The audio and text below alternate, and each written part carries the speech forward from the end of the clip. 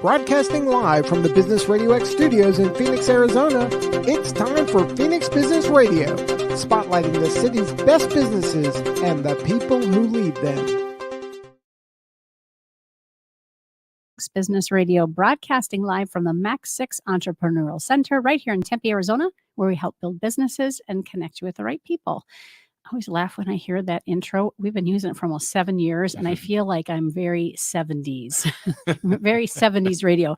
On that note, join me in introducing the world to Dennis Gable, CEO of Brand Producer. Welcome, friend. Hello, hello. Thank you so much for having me. I'm excited to have you here. We have Jordan to thank for this introduction. We do. We're thinking she might be listening right now. Maybe. We just got a text from her after we sent a photo, and we're always appreciative of great introductions, and we became fast connected minds and souls as we had our first conversation. I'm so grateful that you were willing to come on and share your success story and let our listeners know a little bit about what you do professionally. Absolutely. Thanks so much for having me. Yeah, thrilled to have you. So tell us about brand yourself as a brand producer and the company. How'd you land here?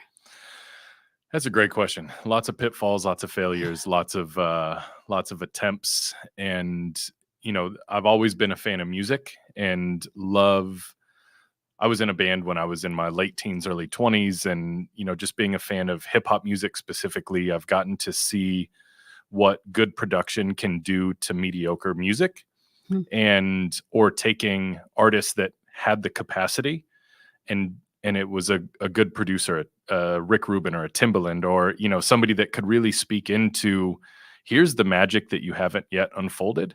And I wanted to push that into branding. I have been a crazy brained entrepreneur for most of my life. It feels like always moving and jumping and trying and failing and wanting to see things come to life. And so when I was transitioning myself out of a creative director role into this, it was very easy for me to see myself as a true producer of brand and business. And what that means to me is I don't have to be the artist. I don't need to be the creator. I don't need to be the entrepreneur. I don't have to replace you in your own seat. I just want to add to or take away from the things that I think could make it really, really magical. And so that's, kind of the creative, beautiful, metaphoric story of how I got to the name and the brand. And since launching, I've been able to help dozens of business owners scale very quickly.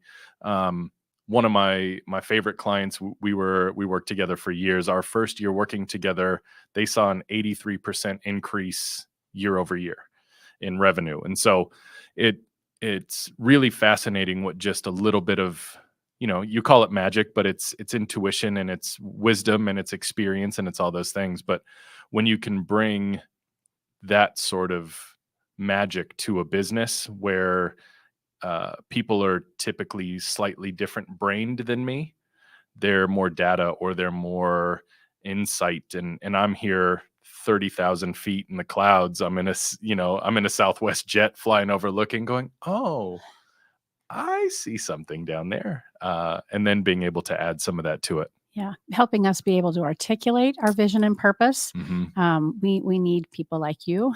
I know that I've got it all running on up here. And if I didn't have the team that I have, I couldn't articulate it as well. And that's really what I hear you saying. Like, you hear and it resonates with you. And then you can say, what if you did this? What if you did this? And what if you eliminated that?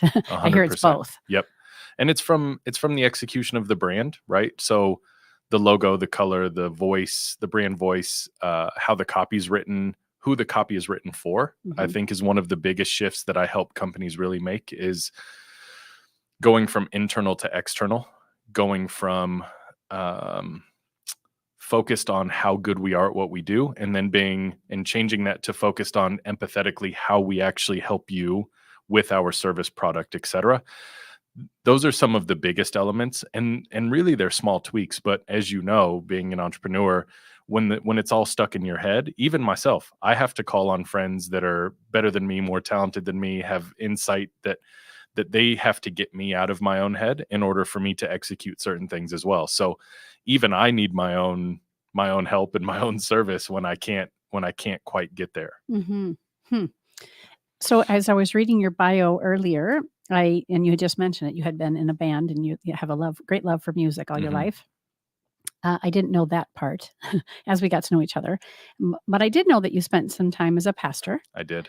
and didn't know that you were also a bartender. And that's quite a bio, my friend. Lead singer, pastor, bartender, and brand producer. Yeah. Uniquely you. And the funny thing is they're all almost the same. Really? So I think some of us would challenge you on that. How is that? Yeah, I mean, lead singer and brand producer we'll put on the fringe for that conversation. Those two might be more similar for sure. But being a pastor and being a bartender are super similar. You find people where they're at in the trenches of where they are, Yeah. and you just hope to allow them to have the space to be whatever they're choosing to be. My work as a pastor was fascinating because I was always open to the person on the fringe. And I think in many ways that's because it's how I saw myself. It's how I am who I wanted to find and help and to be present for. And it wasn't always as accepted in some of the roles that I had. But, being a bartender, you get to listen to people, you get to serve them, you get to have an opportunity to make something that they're going through a little bit better. And whether that's through worship and scriptures, or whether it's through vodka tonic or a shot of Jameson or something, like we get the opportunity to usher people into the space that they want to be in. And so I always make the joke that I'd serve people at night and then serve them again in the morning at the bar and then at church, which I don't know that I ever really had that experience of seeing people in We both. can all understand that, though. Yeah. Right?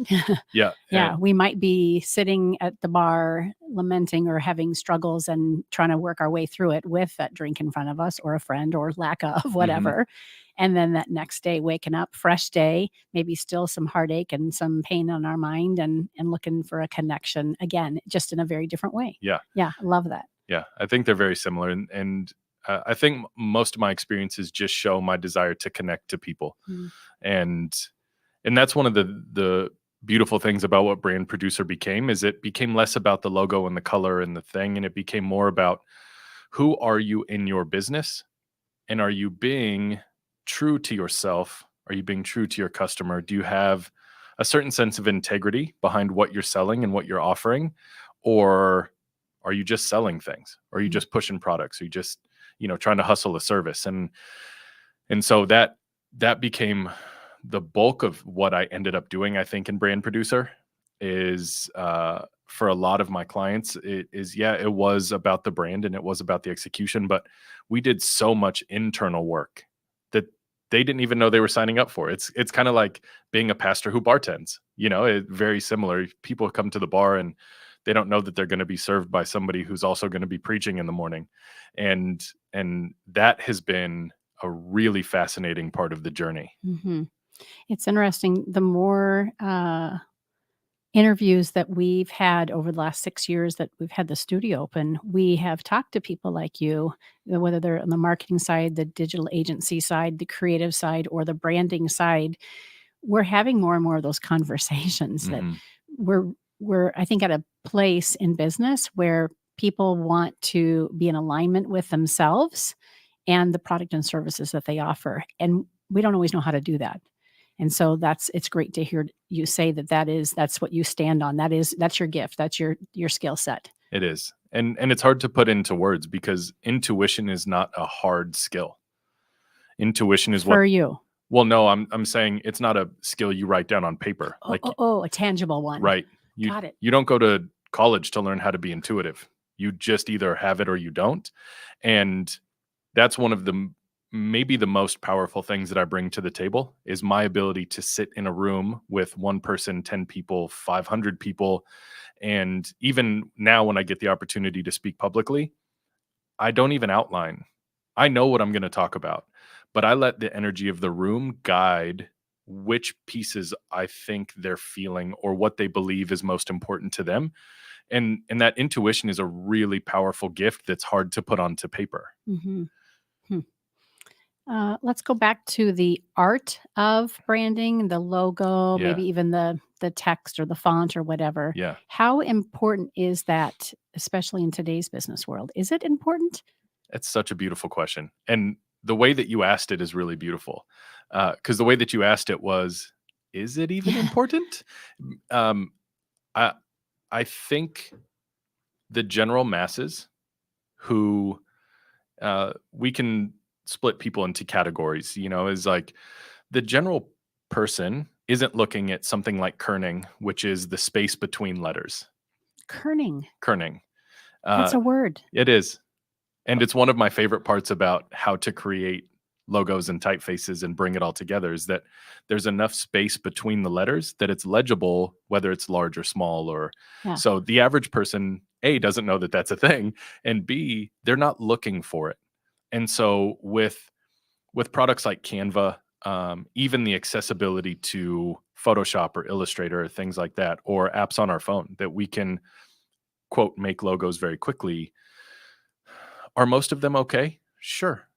I think that there's some relativity to what a logo means per business, per product, per industry, Mhm. right? But I do think that at a certain scale, you have to invest in making sure that it is heads and shoulders above the other 10 people below you in your category, Mhm. which is a big investment typically. I mean, branding is anywhere from 10 grand to 150 grand to it just is astronomical in some spaces. And so I do believe that it's important because it's a part of our identity. It's almost like asking, how important is it to brush our teeth and comb our hair and, Yeah.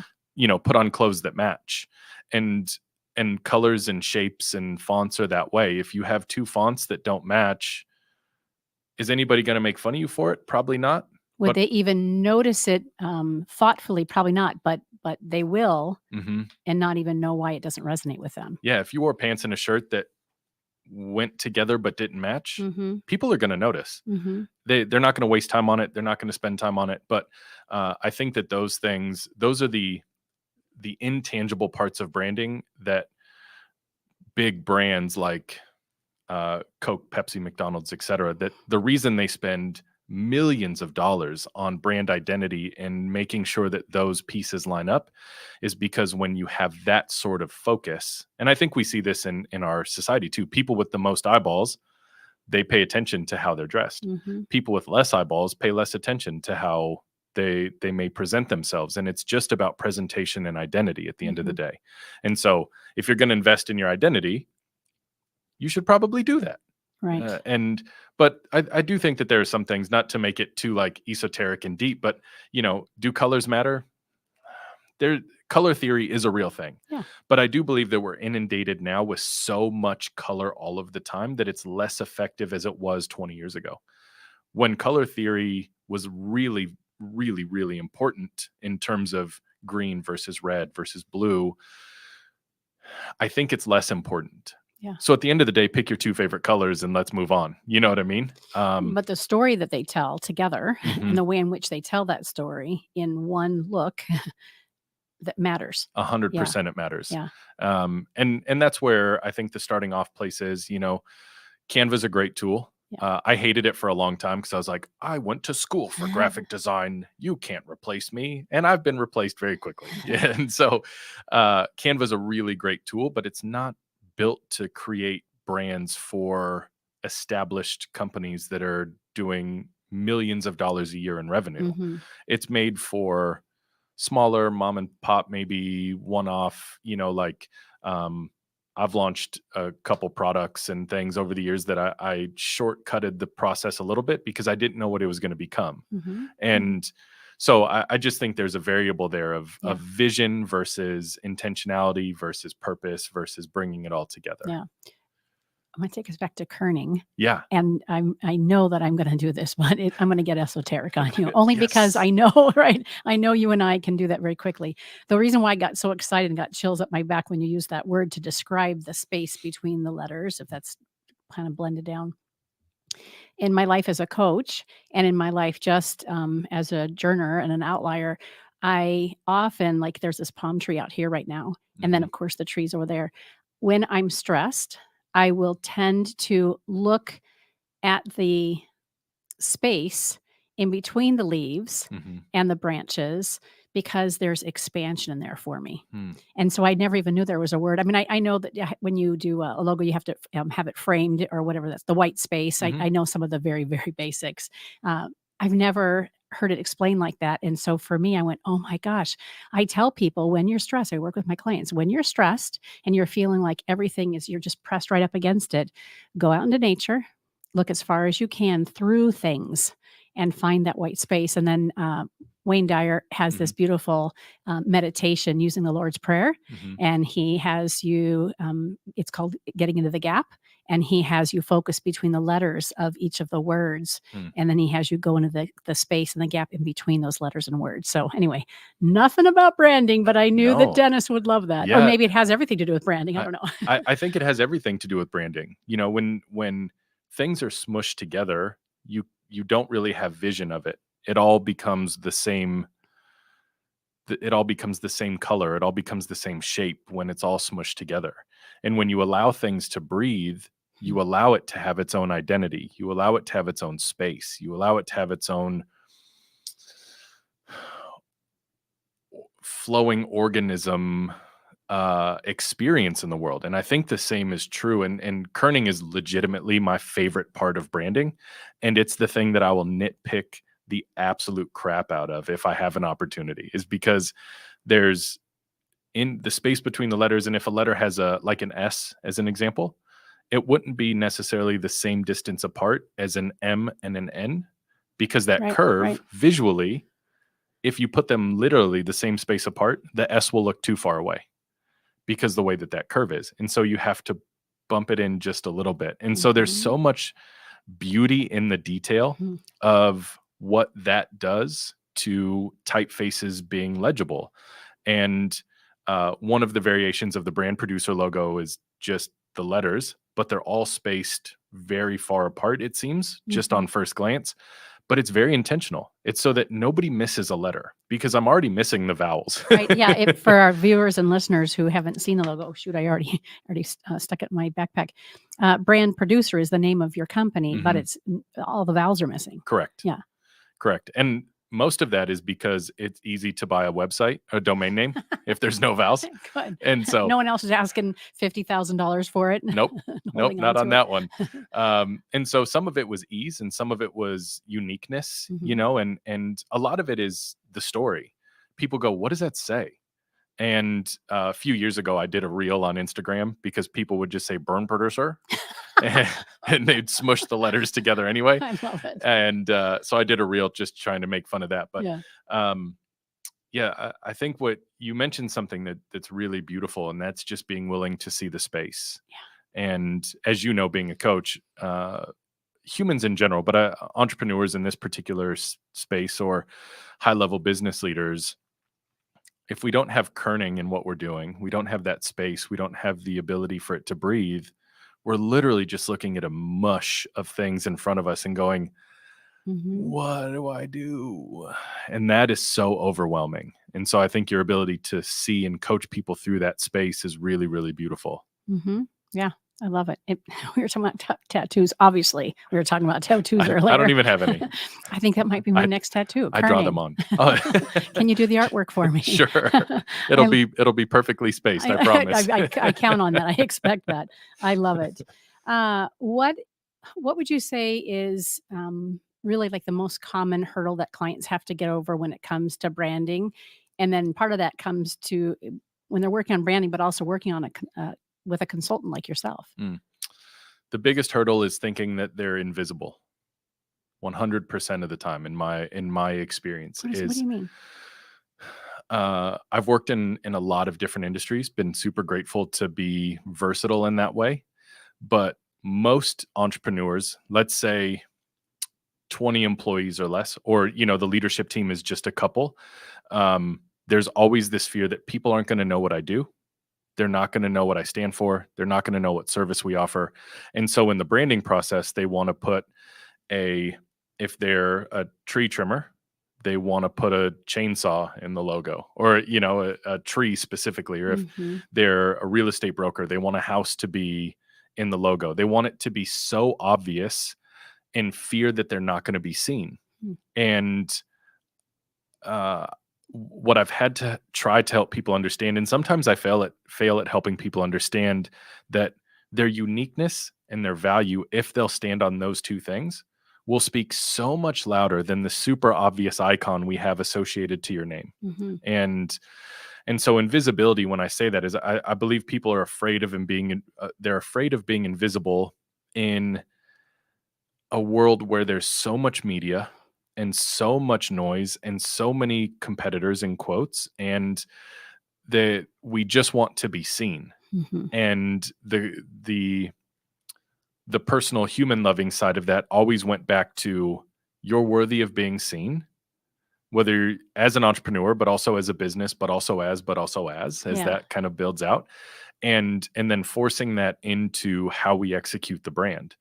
And I've had clients overrule me and say, Give us the chainsaw. yep, Yeah. we want the most obvious thing in here. Yeah.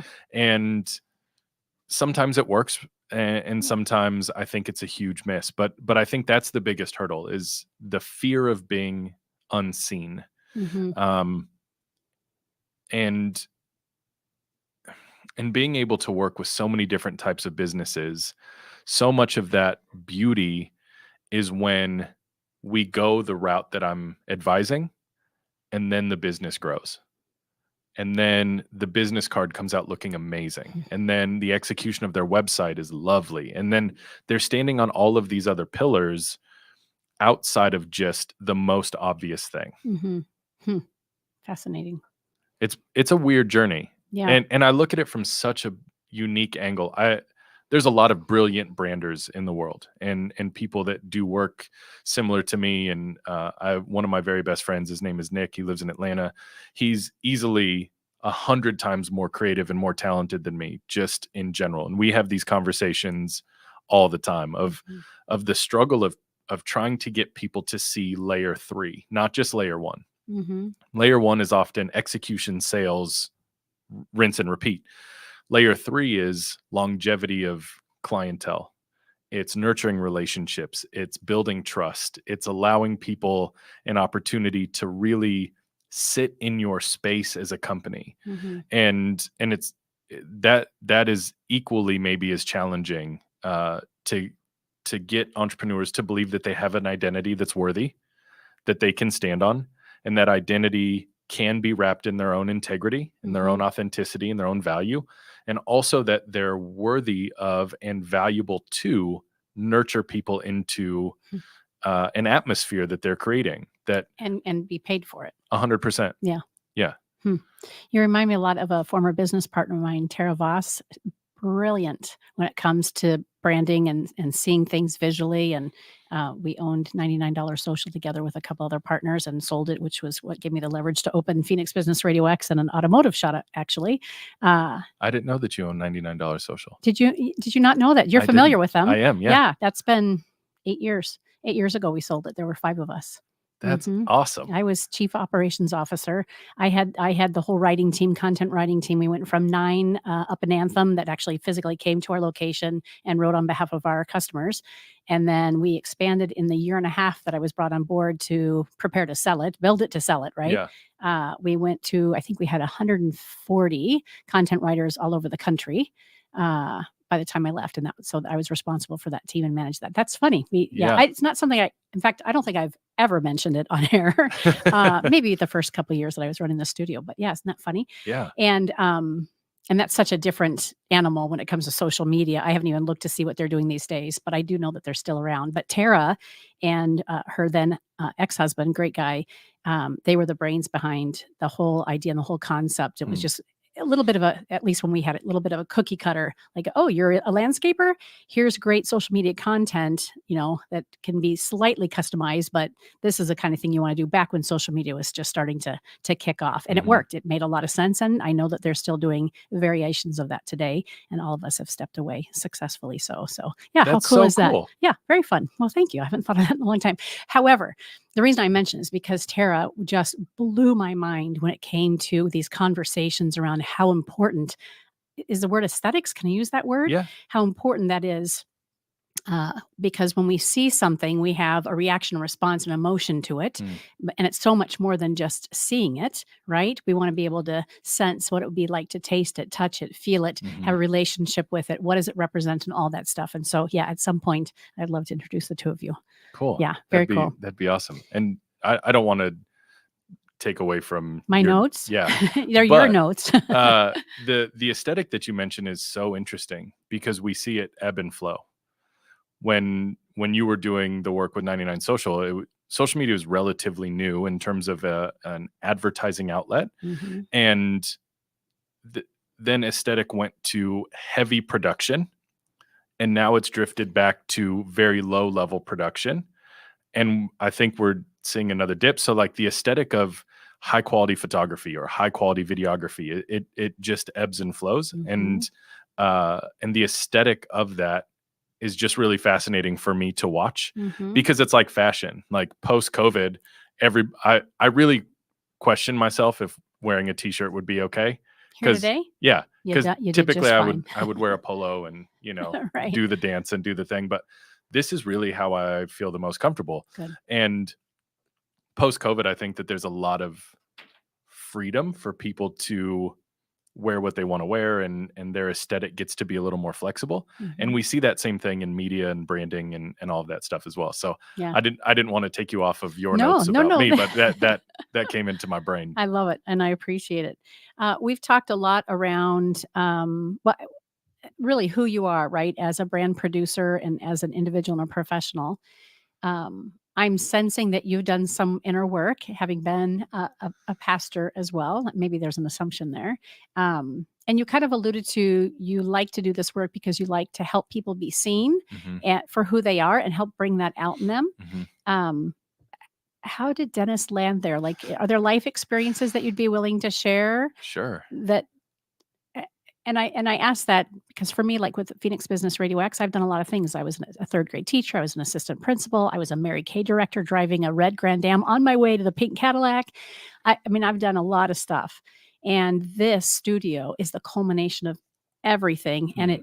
it just kind of fell out. It's like, well, I think this is what I need to do next. And wow, everything lands here in addition to the coaching piece to have these deeper conversations Mm. with executive leaders and business owners that we normally wouldn't be having. So that's my very quick story. You don't have to be that quick. How does this all come together, or does it all come together for you here? It's a really great question. And before I answer, uh, when we first met, I was driving to California and we just had a quick talk. That's right. And um, it was really beautiful to connect with you because we both said we feel like we're cut from the same cloth. Very much so. And you and I had a conversation a handful of weeks ago that I approached you and just said, you are where I hope to be. And I say I'm only 41 because I try to believe that I'm still young. I'm only 41 and there's so much life left to live. And so I just want to say before I jump into my story, how encouraging and beneficial your story is to me and has been to me. And the amount of things that I know people learn from being able to have experience with you, whether it be on the Thank you. podcast or coaching or et cetera. I So sure appreciate that. yeah, you're very welcome. And I very much appreciate the space that you've created for me, and the opportunity to be here to do this is really lovely. And to answer your question, I'll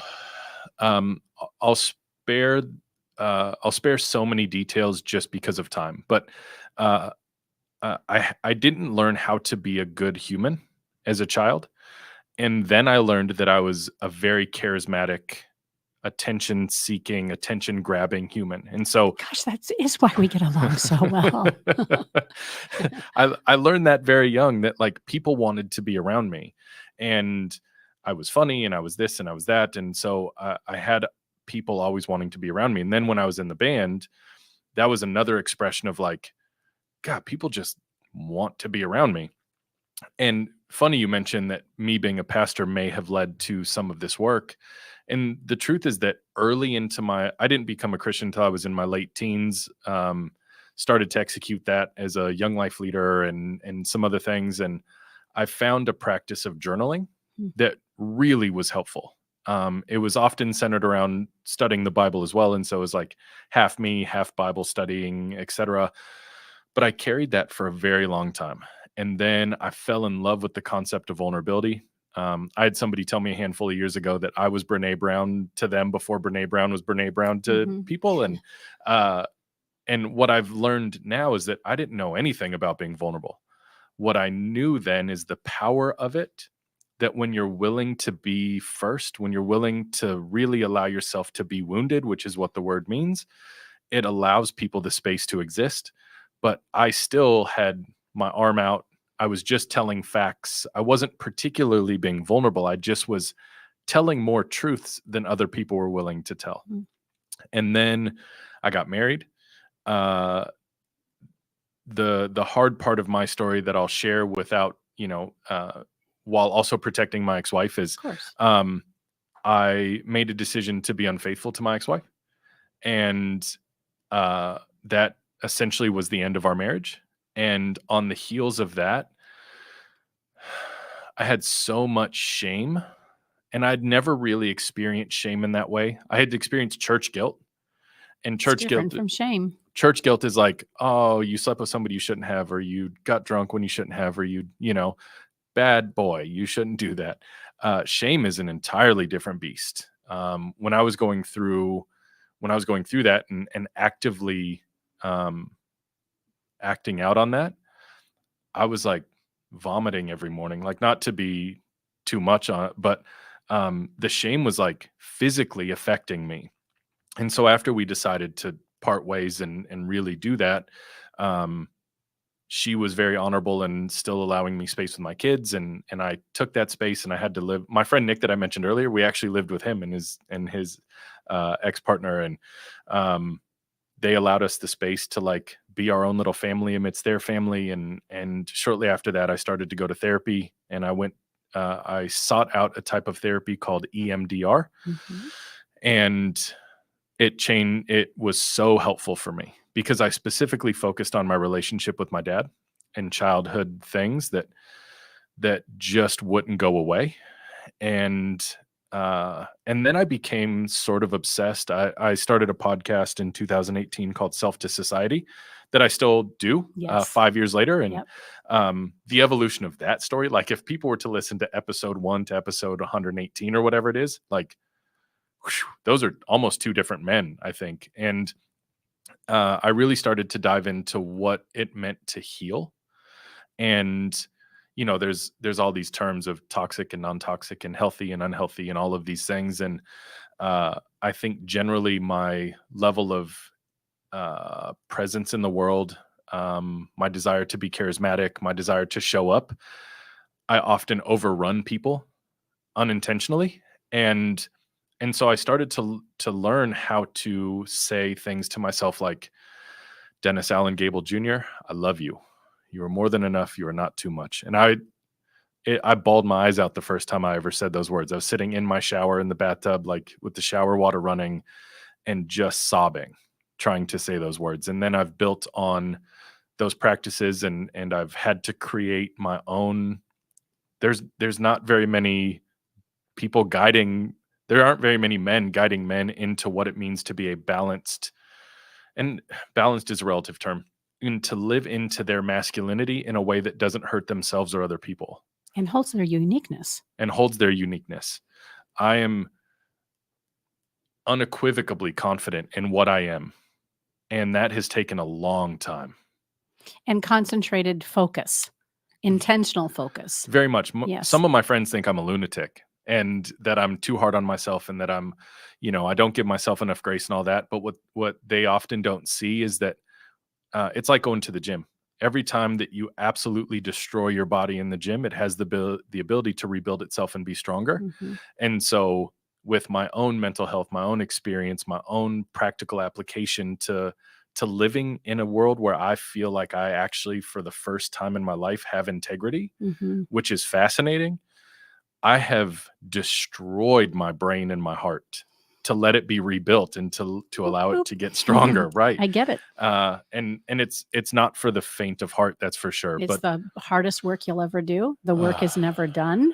It's the Matrix. I say that all the time. It is the Matrix. It's interesting that you say that, and I'm thinking maybe it's because you're a male and not because of the set of friends that you have, but people used to tell me that I was super hard on myself. We are very similar. And I share myself very vulnerably and do so on social media as well. And I have more people tell me that I am the most self-reflective person that they know. And I wonder if that's because I'm female. Like someone might call it self-reflective for me, but they might say that you're hard on yourself for you. When most of the time when we're looking at, the difference between men and women professionally or how we share ourselves, you're so strong and, you're too much or whatever, but anyway, I think that was important and a little bit of a bird walk for us as it relates to brand producer. However, there's this deeper side of you clearly that's expressed in even just your appearance, right? And the way you show up. And I think that's important for our listeners and viewers to hear that the work that you're doing and the work that you've done, because that's the insight that you've been able to provide when it comes to working with them on their brand.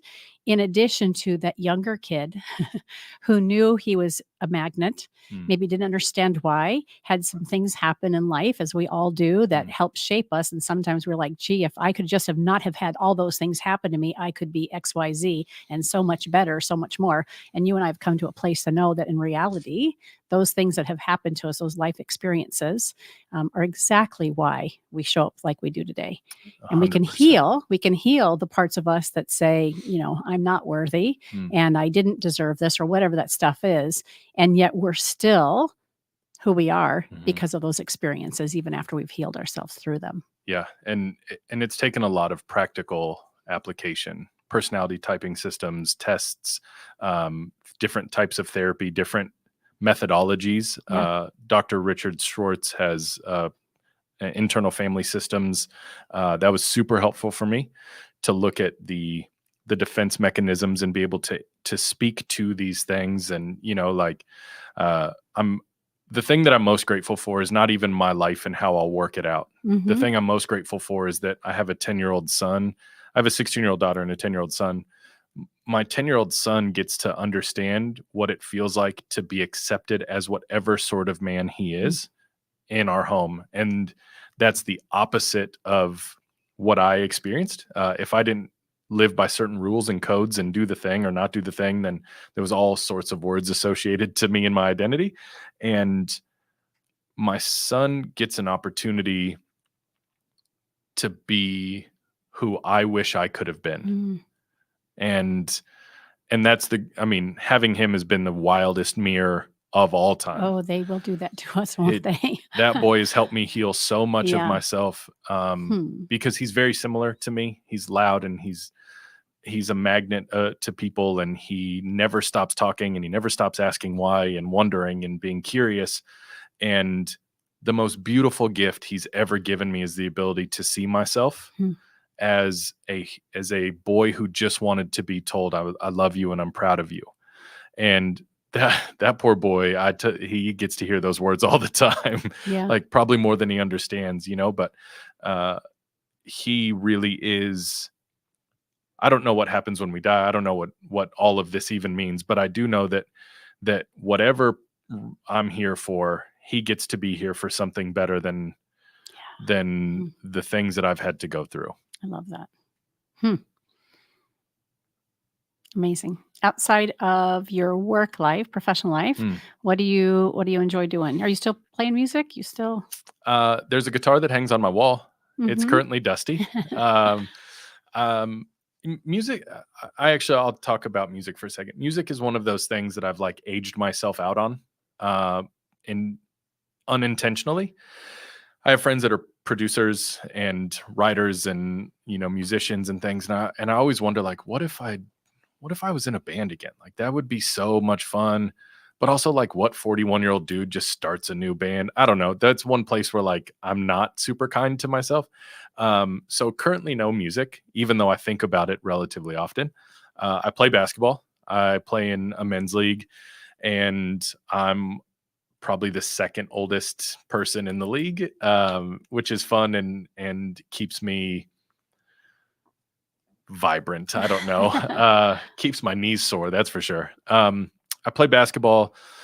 I love music. My son and I, he loves hip hop music, and so do I. And so we get to share that together. I really, truthfully, one of my favorite things is just being with people. Hmm.